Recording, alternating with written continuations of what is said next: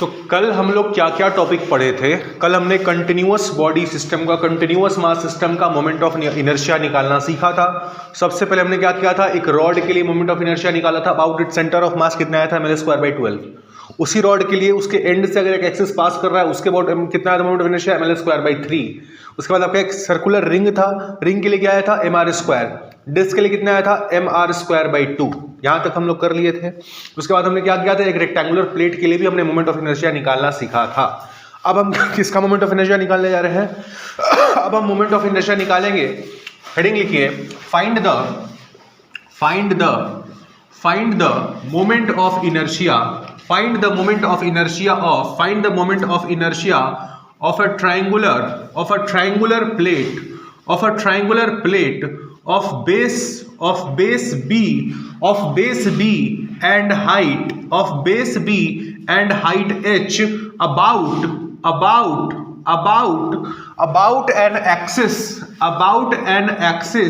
about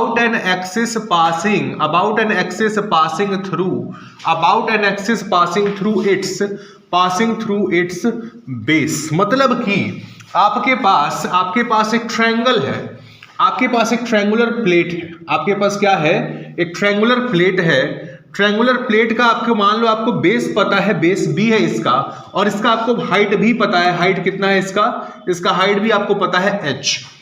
तो इस triangular plate का मोमेंट ऑफ इनर्शिया आपको फाइंड आउट करना है उस एक्सिस के अबाउट जो इसके बेस से पास कर रही होगी। आ रहा है समझ में?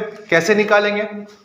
वही टेक्निक जो कंटिन्यूअस मास सिस्टम में हम लोग फॉलो करते हैं कि इस एक्सिस से r दूरी पर जाएंगे, एक छोटा सा मास dm कट करेंगे, उस मास के लिए हम मोमेंट ऑफ इनर्शिया di निकालेंगे, और उसके बाद क्या करेंगे, उस di को इंटीग्रेट कर देंगे, तो मेरे को टोटल मोमेंट ऑफ इनर्शिया पता चल जाएगा इस एक्सिस के अबाउट।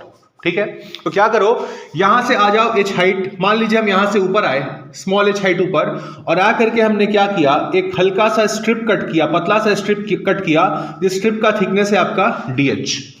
हमने क्या किया, इस एक्सिस से h हाइट हम ऊपर आए और एक पतला सा स्ट्रिप कट किया dh। ठीक है, एक बात बताइए, यहां पर मास कैसे डिस्ट्रीब्यूटेड है, एरिया में डिस्ट्रीब्यूटेड है। तो यहां पर हम क्या निकालेंगे, लैम्बडा, सिग्मा या रो? सिग्मा निकालेंगे। सिग्मा क्या होता है, सिग्मा होता है आपका m अपॉन a। यहां पर m कितना है, मास आपको m पता है, एरिया ऑफ ट्रायंगल कितना हो जाएगा, हाफ इंटू बेस इंटू इसका हाइट h। मतलब ये कितना हो गया आपका 2m बाई bh सिग्मा आपको पता चल चुका है। अब आपको अगर ये जो आपने स्ट्रिप कट किया है, छोटा सा एलिमेंट जो आपने कट किया है dh थिकनेस का, अगर इसका मास dm है तो ये dm हम कैसे निकालेंगे? dm निकालने के लिए आपको क्या करना पड़ेगा, dm निकालने के लिए आपको सिग्मा इंटू da करना पड़ेगा। मतलब आपको da का सिग्मा आपने निकाल लिया है, आप इसका da निकाल लो, स्ट्रिप का जितना एरिया है उतना पता कर लो, तो आपको इसका dm छोटा सा मास पता चल जाएगा। अब सवाल है, ये जो हमने स्ट्रिप कट किया है, ये कैसा एक रेक्टेंगुलर स्ट्रिप बन रहा है। इस स्ट्रिप का हमको विड्थ तो पता है, ब्रेड्थ पता है dh, बट ये जो आपकी लंबाई है स्ट्रिप की, ये वाली लेंथ हमको नहीं पता है, वो हम कैसे निकालेंगे? ट्रायंगल का सिमिलैरिटी का प्रॉपर्टी यूज करेंगे और हम निकालेंगे। कैसे निकालेंगे? मान लीजिए आपका ट्रायंगल ए बी और ये आपका सी है, ट्रायंगल ए बी सी, और इसको हम बोल देते हैं आपका m और n।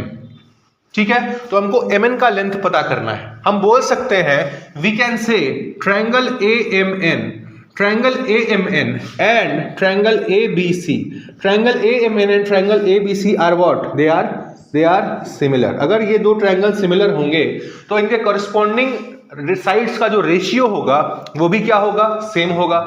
अब एक बात बताइए, अगर ये पूरा हाइट है आपका h, पूरे ट्रायंगल का हाइट h है, और यहां से mn का लेंथ है आपका स्मॉल h, तो ये a से लेकर के यहां स्ट्रिप तक का लेंथ कितना हो जाएगा, ये वाला लेंथ आपका कितना हो जाएगा, ये हो जाएगा आपका capital H minus small h हो जाएगा, होगा ना। अगर मान लो इसको आप E बोल रहे हो, अगर आपको इसको E बोल रहे हो, अगर आप इसको E बोल रहे हो, आपका टोटल लेंथ था बेस B, ठीक है। अगर आप इस पॉइंट को E बोल रहे हो और अगर आप इसको F बोल रहे हो, तो आप बोल सकते हो कि अगर दोनों ट्रायंगल सिमिलर है तो आप बोल सकते हो कि AE by AF is equal to MN by BC बोल सकते हो। अब आपका जो AE है, इसका लेंथ आपको पता है capital H minus small h, लिख दीजिए capital H minus small h F कितना है, ए से लेकर के एफ तक दूरी, टोटल हाइट आपका एच, तो ये हो गया आपका कैपिटल एच। और एम एन आपको निकालना है, एम एन आपको निकालना है। और आपका बीसी का लेंथ आपको पता है बेस बी के बराबर, ठीक है। तो यहां से आपका एम एन कितना आ गया, एम एन आपका आ गया B by H into capital H minus small H आया। अब आपने जो स्ट्रिप कट किया था इसका लेंथ आपने निकाल लिया है b by H into capital H minus small H, और इसकी थिकनेस डी आपको पता है, तो क्या आप इसका एरिया डीए लिख सकते हो, लिख दो। इसका एरिया डीए क्या हो जाएगा, इसका एरिया डीए हो जाएगा आपका एम एन का जो लेंथ होगा उसको आप मल्टीप्लाई कर देंगे इसका थिकनेस डी के साथ। एम एन आपका कितना है, एम एन है आपका b by H into capital H minus small H into D H. ये आपका क्या पता चल गया, आपको डीए आपको पता चल चुका है। अब आपको चाहिए डीएम के लिए क्या करेंगे, इस डीए को सिग्मा से मल्टीप्लाई कर देंगे, कर दीजिए। तो आपका डीएम कितना हो गया, डीएम हो गया आपका sigma 2m by B H into DA कितना है b by H capital H minus small H into D H, ठीक है। b से b आपका कैंसिल, क्या बना आपका डीएम आपका कितना आया, डीएम आपका आया 2m by H square into capital H minus small H into D H. DM तक आप पहुंच चुके हैं, यहां तक लिखिए, इसके बाद हम निकालेंगे क्या, डी आई, लिखिए यहां तक। सबका हो गया, चलिए जी। तो हम लोग डीएम तक पहुंच चुके हैं, डीएम के आगे हम क्या करेंगे, डीआई पता करेंगे, देखते हैं कैसे होगा। देखो भाई, डीएम आपको पता चल चुका है, डीएम कितना है आपका 2m by H square into capital H minus small H into D H पता चल चुका है। मेरे को चाहिए डी आई, कितना होगा ये डीएम इंटू आर परपेंडिकुलर का होल स्क्वायर। मतलब ये जो आपका डीएम है, इस एक्सिस के अबाउट आपको इसका मोमेंट ऑफ इनर्शिया निकालना है डी आई। तो हम क्या करेंगे, इस डीएम का लेंथ यहां से परपेंडिकुलर डिस्टेंस लेंगे h और इसका स्क्वायर करके डीएम के साथ मल्टीप्लाई कर देंगे, ठीक है। तो डी आई पर कितना हो जाएगा, डी आई हो जाएगा DM into perpendicular distance axis से कितना है इसका h का होल स्क्वायर, कर दीजिए 2m बाई कैपिटल H का whole square into capital H minus small h into H square से मल्टीप्लाई कर दो और आपका डी जो था यहां पर है, ठीक है। ये क्या हो गया आपका डी आई हो गया, डी आई। इसको जरा सा सिंप्लीफाई करते हैं तो कितना हो जाएगा 2m by H square into capital H into H square D H minus 2m by H square into H cube into D H. समझ में आया क्या किया, इसको 2m बाई एच स्क्वायर को h से मल्टीप्लाई किया, एच स्क्वायर को इस ब्रैकेट को हमने तोड़ दिया, इस ब्रैकेट को हमने तोड़ा, इस निगेटिव साइन के जितना लेफ्ट साइड था सारे टर्म्स को लिख लिया 2m by H square into H और एच स्क्वायर को उससे मल्टीप्लाई कर दिया एच स्क्वायर डी एच को। फिर निगेटिव साइड, इस निगेटिव साइन के राइट साइड जितने भी थे 2m by H square into H cube into D H, इस ब्रैकेट को तोड़ा है, समझे। आगे क्या करेंगे, ये आपको पता चल चुका है। अब देखो यहां पर थोड़ा सा सिंप्लीफाई कर लो, आपका h यहां पे कैंसिल हो गया, तो आपका डी आई क्या आया, डी आई आपका आया 2m by capital H into H square D H minus 2m by H square into H cube D H आया। अब क्या करेंगे, इसी को इंटीग्रेट कर देंगे, आपको टोटल मोमेंट ऑफ इनर्शिया निकालना है। तो यहाँ पे वेरी कौन सा कर रहा है डी एच, आपका h वेरी कर रहा है, कहां से कहां वेरी कर रहा है, 0 से लेकर के कैपिटल H तक। तो आपका लिमिट क्या हो जाएगा, 0 से लेकर के कैपिटल H, 0 से लेकर के कैपिटल H। आया समझ में। अब क्या करना है, बस इसी को सिंप्लीफाई कर लेना है, कर लीजिए सिंप्लीफाई। इसका इंटीग्रेशन क्या हो जाएगा 2m बाई h और h स्क्वायर डी एच का इंटीग्रेशन क्या हो जाएगा h क्यूब बाई 3 लिमिट कहां से कहां 0 to h minus 2m by H square integration of h cube D H कितना हो जाएगा h to the power 4 by 4 limit कहां से कहां 0 टू h। ये क्या है आपका i का वैल्यू है, ठीक है। लिमिट को पुट कर दीजिए, i कितना हो जाएगा 2m by capital H into H cube by 3 minus 2m by H square into H two the power 4 by 4। क्या हो जाएगा ये आपका एक h यहाँ से कैंसिल हो गया, एच स्क्वायर बचा, और यहाँ पर आपका 2 कैंसिल होगा, यहाँ पे आपका एच स्क्वायर बचा, ठीक है। इधर आपका एक 2 यहाँ से कैंसिल हो गया, ये कितना आया i is equal to 2 by 3m H square minus m H square by 2। LCM लीजिए, i कितना हो जाएगा 3 और 2 का एलसीएम 6, 3 मतलब ये आपका 4mh² माइनस 3mh², तो आपका यहां से I कितना आ गया, I आपका आया फाइनली, I आपका फाइनली आया I is equal to mh² by 6। ये क्या है, moment of inertia of this triangle about its base, ऐसा, या फिर about an axis passing through the base. कितना होता है, mh² बाई 6। पूरे स्टेप में कहीं पर भी कोई समस्या है, दिक्कत है, तकलीफ है तो पूछ लीजिए। हो गया क्या सबका, हो गया? किसी को डाउट है इसमें, किसी स्टेप में, कहीं प्रोसेस में, कॉन्सेप्ट में, तो पूछ लीजिए। नहीं है, एक डाउट हम आपको देते हैं, बताइए, देखते हैं कौन सा आंसर बताता है। आपने जो स्ट्रिप कट किया, h हाइट जाकर के ds थिकनेस का आपने स्ट्रिप कट किया, और आपने इसका लेंथ निकालने के लिए, स्ट्रिप का लेंथ निकालिए, आपने सिमिलर ट्रायंगल्स का आपने प्रॉपर्टी यूज किया। क्या आपने यूज किया, आपने लिखा कि triangle AMN and triangle ABC are, आपने लिखा कि ये दोनों ट्रायंगल्स क्या हैं, आपस में सिमिलर हैं, और सिमिलर हैं तो आपने बोला कि कॉरेस्पॉन्डिंग साइड्स का रेशियो जो होना चाहिए वो इक्वल होना चाहिए। तो आपने क्या किया, आपने किया कि आपका MN बाई BC को आपने इक्वेट कर दिया किससे, AE बाई AF से इक्वेट किया आपने, और इसी से आपने फिर निकाला था। बट एक बात बताओ, ये जो ट्रायंगल है AMN और ABC, MN तो इसका साइड है, BC तो इसका साइड है, MN और BC इसका साइड है, AE तो इसका साइड नहीं है ना। ट्रायंगल के तो 3 ही साइड्स होते हैं, AB, MN, AN।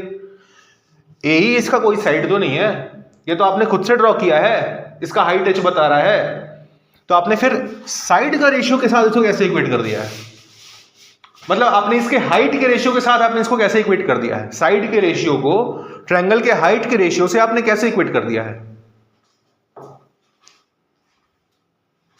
आपने MN बाई BC, MN है इस ट्रायंगल का, छोटे वाले ट्रायंगल का साइड लेंथ, BC है बड़े वाले ट्रायंगल का साइड लेंथ।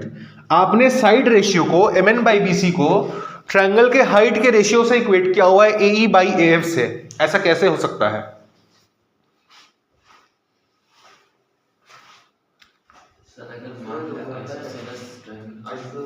ऐसा तो सवाल में कहीं नहीं लिखा है कि आइसोसेलेस ट्रायंगल है।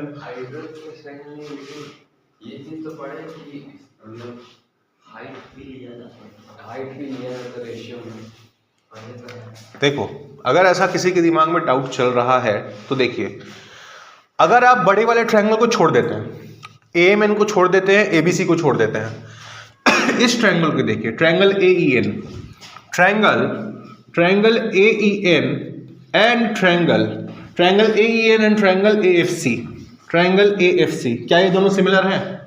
ये दोनों भी सिमिलर हैं। तो आप यहां पर, इसका तो साइड लेंथ है ना भाई AE, ट्रायंगल AEN का तो साइड है, आपका AE एक साइड है, तो आप लिख सकते हैं AE by AF is equal to EN by FC। आप लिख सकते हैं। अब आपको ये आपका देखो, AE बाई AF यहां भी आ रहा है, AE बाई AF यहां भी आ रहा है। हम क्या करते हैं कि ये जो आपका EN और EN बाई FC है ना, ऊपर भी 2 से मल्टीप्लाई कर दो, नीचे भी 2 से मल्टीप्लाई कर दो। जब आप EN को 2 से मल्टीप्लाई करेंगे तो क्या बनेगा, MN बनेगा, तो ये आपका MN के बराबर हुआ। और जब आप FC को 2 से मल्टीप्लाई करेंगे तो BC बनेगा, BC के बराबर हुआ। अब आप वो दिख रहा है MN, यहां पर आपका AE by AF is equal to MN by BC बन रहा है। तो इसलिए हम ट्रायंगल जब सिमिलर यूज कर रहे हैं, सिमिलरिटी ट्रायंगल्स का, तो भले हम साइड का रेशियो बोल तो रहे हैं साइड का रेशियो, बट हम यहां पर ले रहे हैं हाइट का रेशियो, जो कि हम ले भी सकते हैं। आया समझ में? किसी को डाउट नहीं है? चलिए अगला लिखिए। अब अगला है find the moment of inertia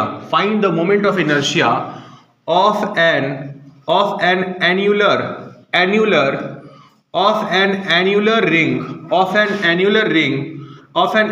ring as shown below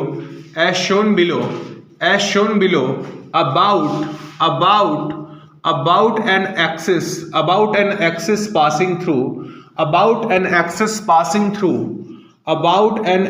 passing through its center of mass। Annular ring क्या होता है, किसी को आइडिया है? एन्युलर रिंग, आपका रिंग जो हमने अभी कल जो हमने क्लास में रिंग पढ़ा था, वो रिंग क्या था, बहुत पतला सा रिंग था। उसका थिकनेस बिल्कुल नेग्लिजिबल था, ठीक है ना। बट ये जो एनुलर रिंग होता है इसका थिकनेस होता है, जैसे मान लीजिए कि हो गया आपका, ये आपका रिंग का हो गया इनर रेडियस, ठीक है, इसको आप बोल दीजिए R1, और ये है आपका रिंग का, ये है आपका उसी रिंग का, ये है आपका आउटर रेडियस, इसको आप बोल दीजिए R2। कल हमने पतले वाले रिंग के लिए निकाला था मोमेंट ऑफ इनर्शिया, कितना आया था mr²। अब आपको निकालना है इस एनुलर रिंग के लिए जिसका मास आपको m पता है, ये यूनिफॉर्म मास है m, इसका इनर रेडियस है आपको R1, आउटर रेडियस है आपका R2। ध्यान रखना है कि मास जो रिंग पर है वो इस वाले पोर्शन में है, इस वाले पोर्शन में आपका सारा मास डिस्ट्रीब्यूटेड है, यहां पर कोई मास नहीं है। निकालिए मोमेंट ऑफ इनर्शिया।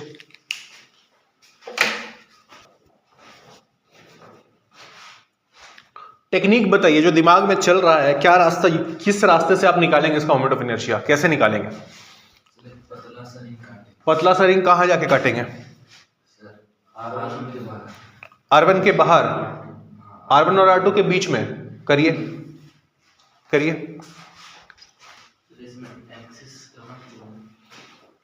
ये है आपका एक्सिस, सेंटर ऑफ मास से पास कर रहा है और इस बोर्ड के परपेंडिकुलर है, इसके बाद आपको निकालना है। चलिए जी, आइए बोर्ड पे देखिए। अब आपने क्या किया, आपने सही तरीका बताया कि सर अगर मेरे को इसका मोमेंट ऑफ इनर्शिया निकालना है तो पहले हम क्या करेंगे, इन दोनों के बीच वाले स्पेस में आएंगे और आकर के एक छोटा सा हम रिंग काटेंगे जिसका थिकनेस बहुत कम होगा। तो हम क्या करते हैं कि यहां से हम गए स्मॉल r रेडियस पर गए और हमने एक छोटा सा रिंग कट किया, एक छोटा सा रिंग हमने जाकर के स्मॉल r रेडियस पर कट किया, और इस रिंग का जो थिकनेस है, वो भी आपका बहुत छोटा है। मान लेते हैं इस रिंग का जो थिकनेस जो आपने कट किया है, इसका थिकनेस कितना है, लेट इसका थिकनेस हम मान लेते हैं dr है, ठीक है। अब आपका एलिमेंटल मास आपको पता चल चुका है, ये आपका छोटा सा रिंग है, ठीक है। अब आपको क्या करना होगा, सबसे पहले इसका dm निकालना पड़ेगा, और dm निकालने के लिए वो क्या चाहिए होगा, सिग्मा चाहिए होगा। सिग्मा क्या होगा इस प्लेट का, सिग्मा क्या होगा, m by area A। m आपको दिया हुआ है सवाल में, एरिया इसका क्या हो जाएगा, pi into R2 square minus R1 square. कैसे भाई, बड़े वाला जो आपका रेडियस है R2, उसका एरिया कितना होगा, पाई R2 स्क्वायर, उसमें से इतने एरिया को आपको घटाना है क्योंकि यहां पर मास नहीं है, तो पाई R2 square minus pi R1 square, मतलब पाई R2 square minus R1 square, ठीक है। किसी को दिक्कत सिग्मा में? चलो भाई, अब आपको क्या चाहिए, आपको चाहिए डीएम कैसे निकलेगा, सिग्मा इंटू डीए, मतलब ये जो आपने रिंग कट किया है, जो आपने पतला सा रिंग कट किया है, इसका आपको डीए एरिया अगर पता चल जाए तो आप डीएम निकाल सकते हैं। अब इसका एरिया कितना होगा, 2 pi R into D are. क्यों, क्योंकि इसका पूरा सर्कमफेरेंस है आपका 2 पाई आर और थिकनेस है आपका कितना, डी आर। जब आप इसको खोलेंगे तो क्या बनेगा, एक पट्टी बनेगा, रेक्टेंगुलर स्ट्रिप, जिसका लेंथ होगा 2 पाई आर, थिकनेस होगा डी आर। तो इसका एरिया कितना हो गया, D A 2 pi R into D R. उसको मल्टीप्लाई कर दो सिग्मा से, तो आपका डीएम कितना हो गया, डीएम हो गया आपका sigma into 2 pi R D R. अब सिग्मा का जो वैल्यू यहाँ पे पुट कर दीजिए, तो डीएम कितना हो जाएगा, m by pi R2 square minus R1 square into 2 pi R D R, ठीक है। पाई से पाई आपका हो गया कैंसिल, क्या बना, m is equal to m 2mr dr upon R2 square minus R1 square. किसी को यहां तक दिक्कत, यहां तक नहीं होनी चाहिए। अब dm आपका पता चल चुका है, आगे हम क्या करेंगे, di फाइंड आउट करेंगे। di कैसे फाइंड आउट करते हैं हम लोग, di फाइंड आउट करने के लिए हम क्या करते हैं, dm इंटू r परपेंडिकुलर का होल स्क्वायर कर देते हैं, ठीक है। r परपेंडिकुलर क्या होता है, जो आपने डीएम मास कट किया है, इस मास का एक्सिस ऑफ रोटेशन, जिस एक्सिस के अबाउट आप निकालना चाहते हैं मोमेंट ऑफ इनर्शिया, उस एक्सिस से इसका परपेंडिकुलर डिस्टेंस होता है। तो यहां पर एक्सिस कौन सा है, ये आपका परपेंडिकुलर एक्सिस, यहां से इसका परपेंडिकुलर डिस्टेंस कितना है, स्मॉल r के बराबर। तो आपका डी कितना हो जाएगा, आपका डी हो जाएगा DM into small r square. DM का वैल्यू आप निकाल चुके हो, पुट कर दो, कितना हो जाएगा 2mr dr upon R2 square minus R1 square into R square. कितना हो गया डी हो गया आपका 2mr cube dr upon R2 square minus R1 square. किसी को दिक्कत यहां तक नहीं होनी चाहिए। अब क्या करना है, आई निकालने के लिए हम इसी डी को क्या करेंगे, इंटीग्रेट कर देंगे। तो इंटीग्रेट कर दीजिए, कितना हो जाएगा ये 2mr cube dr upon R2 square minus R1 square. Integration कहां से कहां तक करेंगे, R1 से R2, ठीक है ना, R1 से R2, 0 से R2 नहीं, क्यों? क्योंकि आपका मास कहां से शुरू हो रहा है? R1 से शुरू हो रहा है, कहां तक जा रहा है? R2 तक जा रहा है। तो आप इंटीग्रेशन कहां से करेंगे? R1 से लेकर के R2 तक करेंगे। तो लिमिट रख दीजिए R1 से R2। तो आपका I कितना हो जाएगा? पुट आपका जितना कांस्टेंट है उसको बाहर निकाल लो, 2m/r2 square minus r1 square, ये आपका कांस्टेंट है। अंदर क्या बच गया? r3 dr। लिमिट कहां से कहां? R1 से लेकर के R2 तक। यहां तक लिखिए पहले। देखो एक चीज आप लोग को हम बता रहे हैं, अगर आप पढ़ रहे हैं ना और अभी आपके पास टाइम है, क्योंकि अब आप लोग 11th में हो, अभी आपका 11th खत्म होने में टाइम है, फिर 12th है, अभी आपके पास अच्छा खासा टाइम है। तो जब भी आपके दिमाग में कोई चीज आए ना कि यार इस सवाल को ऐसे क्या हम नहीं बना सकते हैं, तो तुरंत बनाओ। जब बनाओगे ना, अगर मान लो नहीं भी बनेगा तो आपको यह पता चल जाएगा कि उस तरीके में गलती क्या थी जो हमसे हो सकती थी, जिसके चलते हमने वैसे नहीं निकाला। तो आपको जो भी लगता है ना कि यार इस सवाल को हम दूसरे तरीके से भी बना सकते हैं, तुरंत बनाइए। बना तो अच्छी बात, नहीं बना तो बहुत चीज आपको सिखा देगा। लिखिए, जिस दिन आप उस लेवल पे पहुंच जाएंगे जहां आपको क्वेश्चन लगाते लगाते मजा आने लगेगा ना यार कि हम ये सब बना रहे हैं, हमसे बन रहा है, जिस दिन उस लेवल पे आप पहुंच गए, समझ लीजिए कि आपका सिलेक्शन अब तय है। उस लेवल तक आपको जाना है जहां क्वेश्चन बनाना आपके लिए बर्डन नहीं, आपके लिए एक एंजॉयमेंट हो। तो आप पहुंच चुके हैं I is equal to 2m/r2 square minus r1 square into integration of r³ dr। कहां से कहां? r1 से लेकर के r2 तक। r³ dr का इंटीग्रेशन क्या होगा? r⁴/4। तो इसका इंटीग्रेशन कर दीजिए, 2m/r2 square minus r1 square into r⁴/4। Limit कहां से कहां? r1 से लेकर के r2। लिमिट पुट कीजिए, 4 को बाहर निकाल लो, तो 2m/4 into r2 square minus r1 square, और इधर क्या आपका बन जाएगा? इधर आपका बन जाएगा r2⁴ माइनस r1⁴। ठीक है, किसी को दिक्कत यहां तक नहीं होनी चाहिए। अब क्या करेंगे? अब इसके बाद हम करने जा रहे हैं, सबसे पहले तो आप यहां पर जो आपका 2 है इसको काट दीजिए, यहां पे 2 बन गया। तो आपका क्या बना नीचे? I is equal to m/2 r2 square minus r1 square, और ये जो आपका r2⁴ माइनस r1⁴ बना है, इसको आप क्या ऐसे लिख सकते हैं? r2 square plus r1 square into r2 square minus r1 square. A square minus B square के फॉर्मूले पे हमने इसको तोड़ा है। अब देखो, अगर आप इसको तोड़ देंगे तो ये आपका हो गया कैंसिल। तो आपका I फाइनली कितना बनकर के आया? m/2 into r2 square plus r1 square आया। ये हो गया आपका moment of inertia of the annular ring about its centre of मास। लिखिए, क्वेश्चन लिखिए, find the moment of inertia of a square plate of uniform mass m, side length a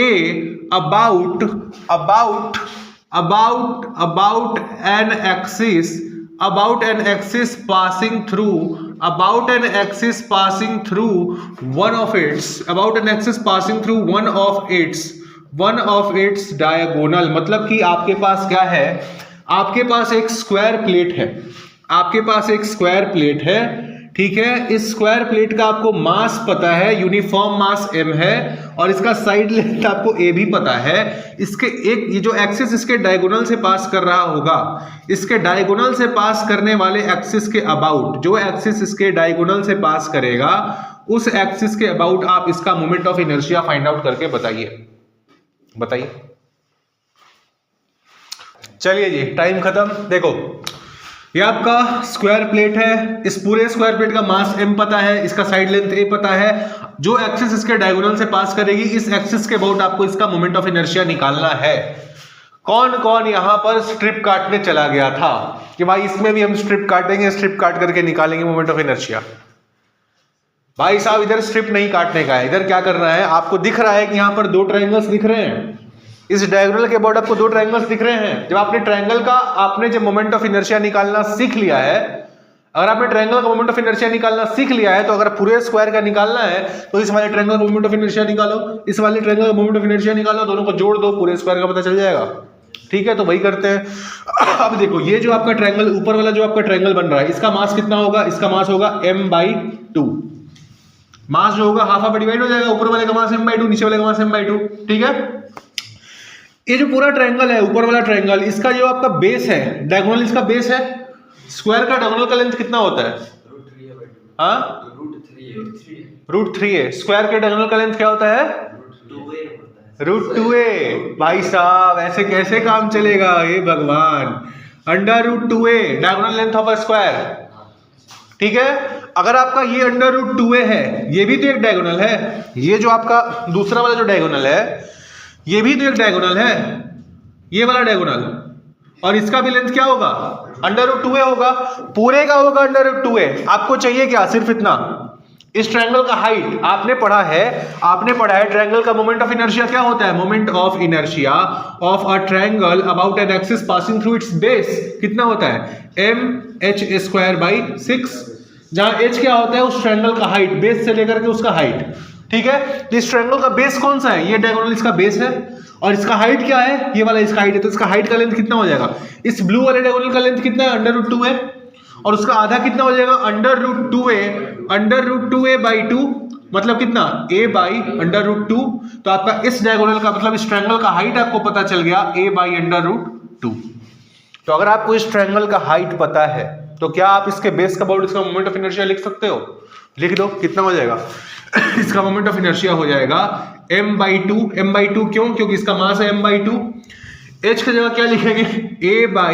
a/√2 का whole square, m लिख दिया, h² लिख दिया, divided by क्या? 6।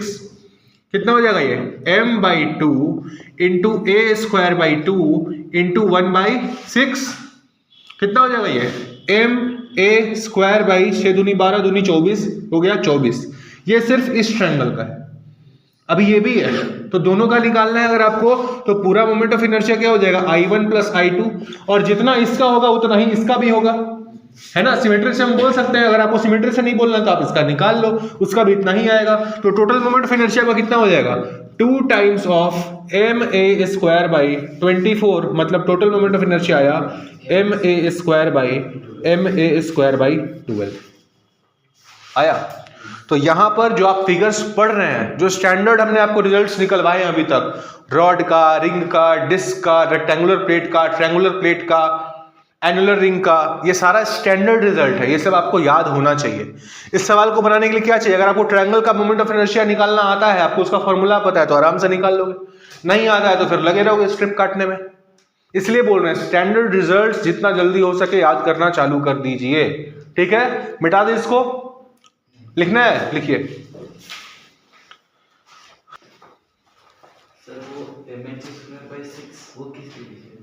ये होता है ट्रायंगल का, किसी भी ट्रायंगल का, उसके बेस के अबाउट मोमेंट ऑफ इनर्शिया का फॉर्मूला। देखो अभी कितना हम लोग निकाले थे, तो आपका ट्रायंगल का फॉर्मूला आया था, यही तो आया था mh²/6, तो वही हमने लिखा है mh²/6, और उसके बाद इसमें इस वाले ट्रायंगल का वैल्यू पुट कर दिया है। इसका मास कितना? m/2, तो हमने लिखा m/2। इसका हाइट कितना? a/√2, तो हमने लिखा a/√2 का होल स्क्वायर और डिवाइडेड बाय 6। आया समझ? चलो जी, तो अभी तक हमने किन किन फिगर्स का मोमेंट ऑफ इनर्शिया निकालना सीख लिया। सबसे पहले 1D बॉडीज, जैसे आपका रॉड का निकालना सीख लिया, सर्कुलर रिंग का निकालना सीख लिया। फिर आपका 2D बॉडीज, जैसे आपका डिस्क का निकालना सीख लिया, रेक्टेंगुलर प्लेट का निकालना सीखा, ट्रायंगुलर प्लेट का निकालना सीखा, स्क्वायर प्लेट का निकालना सीखा। ठीक है, अब आते हैं 3D बॉडीज पर, मतलब 3D मास सिस्टम पर। सबसे पहला लिखिए, find the moment of inertia of a hollow cylinder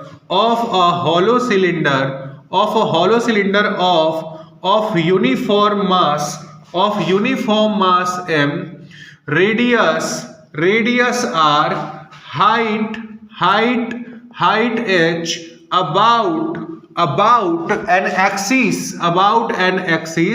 passing through the center of mass of the cylinder। मतलब कि आपके पास एक हॉलो सिलेंडर है, अंदर से खोखला सिलेंडर है, ठीक है जी। इस हॉलो सिलेंडर का आपको क्या क्या दे रखा है, इसका यूनिफॉर्म मास आपको पता है, यूनिफॉर्म मास m आपको पता है, इसका आपको बेस रेडियस पता है, बेस रेडियस कितना है r, इसका आपको हाइट पता है, हाइट कितना है इसका h, और आपको इसका यूनिफॉर्म मास m पता है, ठीक है जी।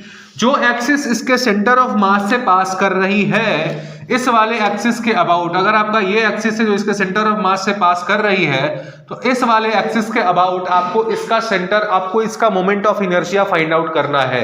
कैसे फाइंड आउट करेंगे हम लोग?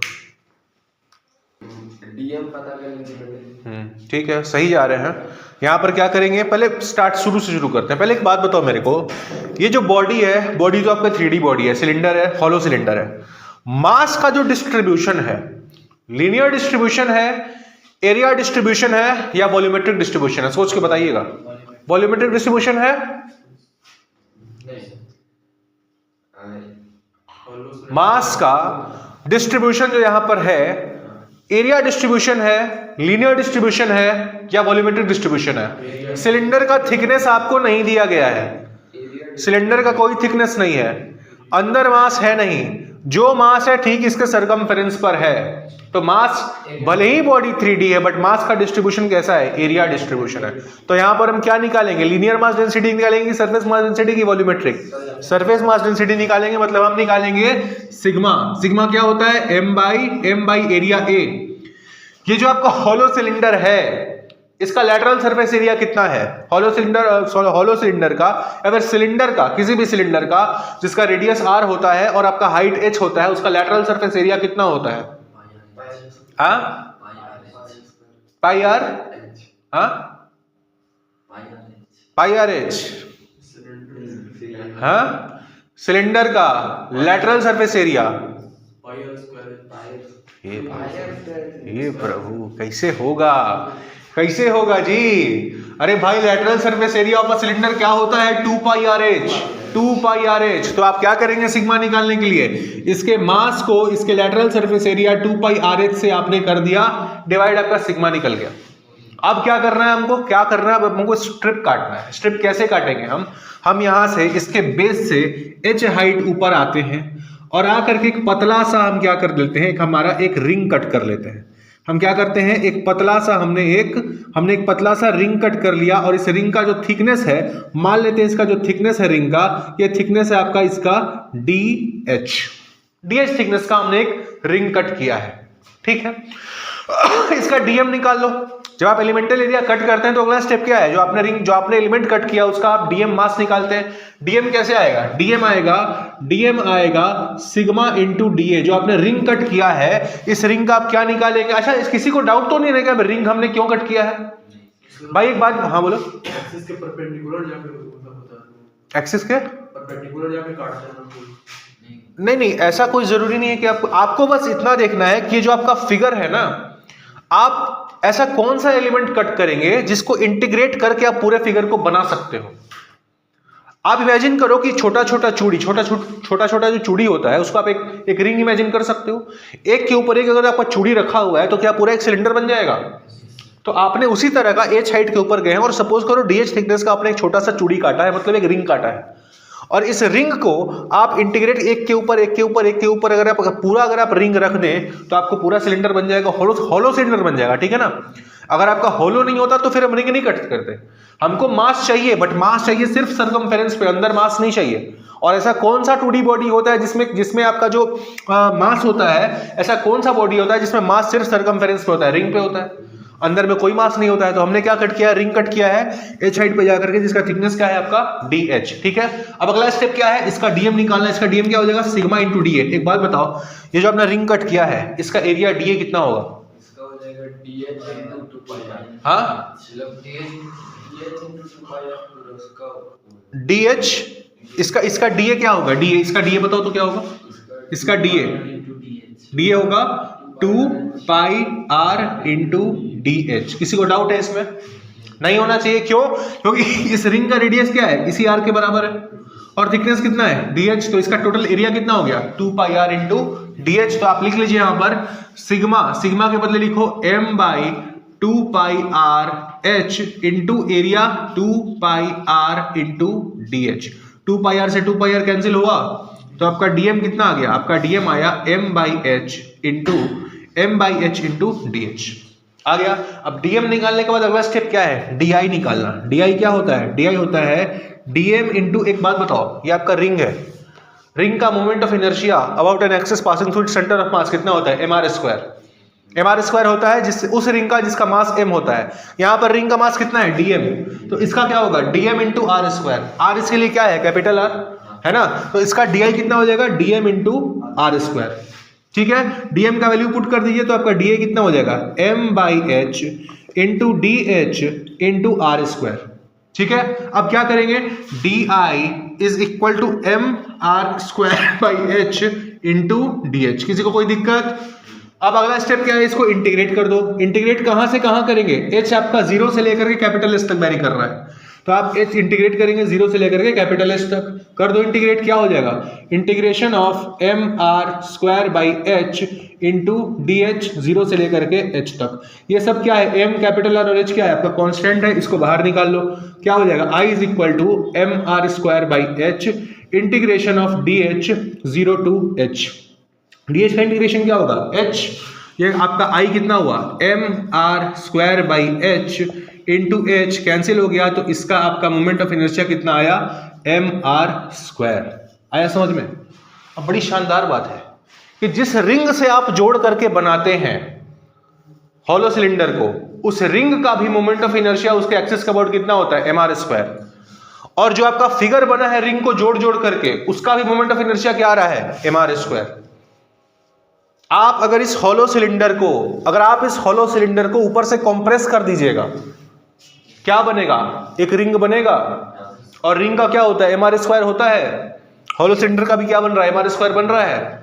तो अगर आपको रिंग का याद है तो आपको हॉलो सिलेंडर का अपने आप याद हो गया। समझ रहे हैं? लिखिए,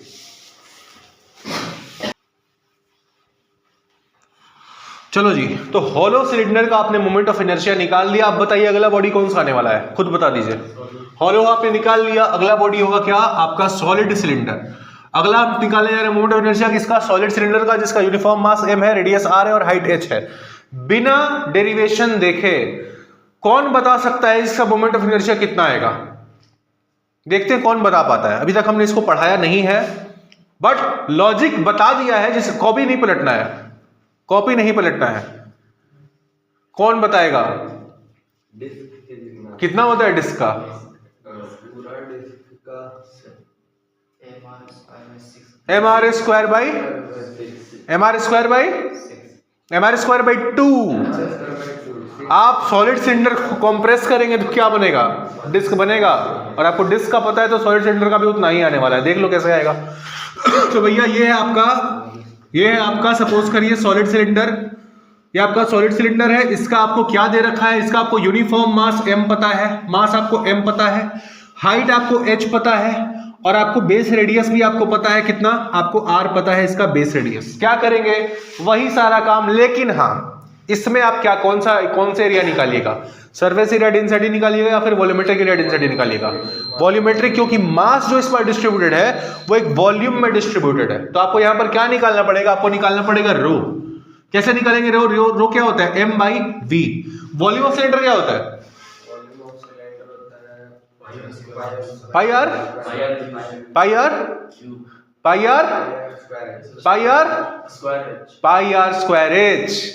आर स्क्वायर एच होता है। तो इसका आपका मास से क्या कर दो? मास से डिवाइड कर दो पाई आर स्क्वायर एच, तो आपको रो पता चल गया। अब अगला स्टेप क्या है? यहां से एच हाइट ऊपर आइए, h हाइट ऊपर आइए और आकर के dh थिकनेस का आप क्या कर लीजिए? एक डिस्क कट कर लीजिए। आप क्या कर लीजिए? dh थिकनेस का आप एक डिस्क कट कर लीजिए। अब क्या करेंगे? dh मेरे को पता, आपने डिस्क कट कर लिया है। अगला स्टेप क्या होगा? जो हमने एलिमेंट कट किया उसका मास dm निकालना। कैसे निकालेंगे dm निकालने के लिए कुछ नहीं करना है, आपको रो को मल्टीप्लाई कर देना है dv से। अब एक बात बताइए, ये जो आपने डिस्क कट किया है इसका वॉल्यूम dv कितना होगा? कौन बताएगा? इसका वॉल्यूम dv कितना होगा? इसका वॉल्यूम dv होगा पाई आर। ये भी क्या? ये भी तो एक सिलेंडर है भाई। ये जो डिस्क है ये एक छोटा सा सिलेंडर है जिसका रेडियस r है और इसका हाइट कितना है? dh। तो अगर आप सिलेंडर का होता है पाई आर स्क्वायर एच, तो इसका क्या हो जाएगा pi R square into D H, है ना। और यहां पर किस एक्सिस के अबाउट आपको निकालना है, वही एक्सिस जो आपका सेंटर ऑफ मास के अबाउट रोटेट कर, मतलब जो एक्सिस सेंटर ऑफ मास से पास कर रहा है उसी एक्सिस के अबाउट उसका भी निकालना है, जो हमने पिछले केस में किया है। तो आप देखो डीएम आपने डीवी निकाल लिया, डीएम कितना हो जाएगा, डीएम हो गया आपका m by pi R square H into pi R square into D H, pi R square से pi R square cancel, I आपका डीएम कितना आ गया, डीएम हो गया आपका m by H into D H. DM आपको पता चल गया। अगला स्टेप क्या है, इसका डीआई लिखना। डीआई क्या होगा, एक डिस्क का moment of inertia about an axis passing through centre of मास क्या होता है, एम आर स्क्वायर बाई 2।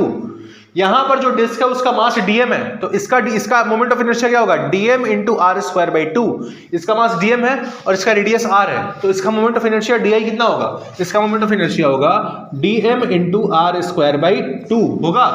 तो इसका डीआई लिख दीजिए, डीआई कितना हो गया, डीएम का वैल्यू पुट करो m by H into D H into R square by 2। इसको अरेंज करो, क्या बनेगा ये M R square by 2h into D H.